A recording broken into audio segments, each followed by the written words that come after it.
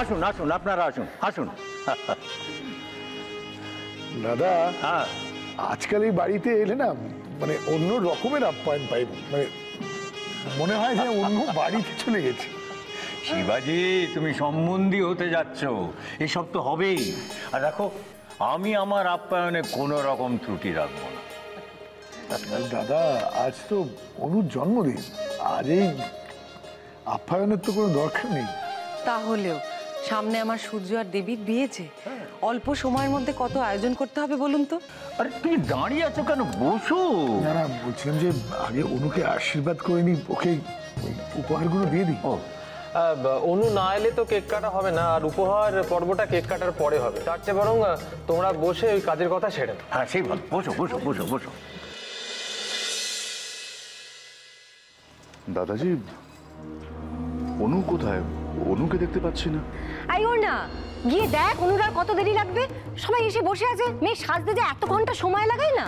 সবাই কোথায় এসেছে মাধবী? প্রতিমা দেবী তো আসেননি এখনো শিবাজি বাবু, আর প্রবালও তো আসেনি। প্রতিমা আসলে একটা কাজে আটকে গেল, আর প্রবাল মনে হয় চলেই আসবে, এক্ষুনি চলে আসবে। আমি বলি কি, সবাই না আসলে যখন কেক কাটা হবে না, তার চেয়ে বরং দাদাজি এমন কিছু হোক যাতে ভালোভাবে সময়টা কাটে। তা বেশ তো, ততক্ষণ তুমি পিয়ানোতে বসে আমাদের গান শোনাও। আবার আমি কিন্তু কাল রাত্রিরে পিয়ানো বাজিয়ে গান শুনেছি, আজকে অন্য কেউ। আই দেবী, তুই গানা। উমা, ও গাইতেও পারে বুঝি? ওকে গানটা আমি শিখিয়েছি রাজেশ্বরী, চাইলে ও তাবড়ো তাবড়ো গায়কদের টেক্কা দিতে পারে। না না, সেরকম কিছু নয়, ওই একটু। অধীশ্বর দেববর্মন নিজের বাড়ির বউ করবে বলে একটা বাইজি নিয়ে এসেছে। এই দেখো, আরে তুই আবার লজ্জা পেতে শুরু করলি কবে?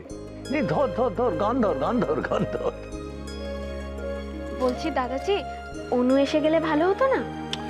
ওরে বাবা, অনু আসেনি বলেই তো গান বাজনা হচ্ছে। কখন আসবে কে জানে। আর যদি না আসে? না না, একটু গোমরা মুখো হাব ভাব দেখাই ঠিকই, তবে আমার জন্মদিনের দিন নিশ্চয়ই ঝোলাবে না। আর যদি সত্যিই না আসে, তাহলে যাই হয়ে যাক, ওর বাড়ি আমি চলে যাব।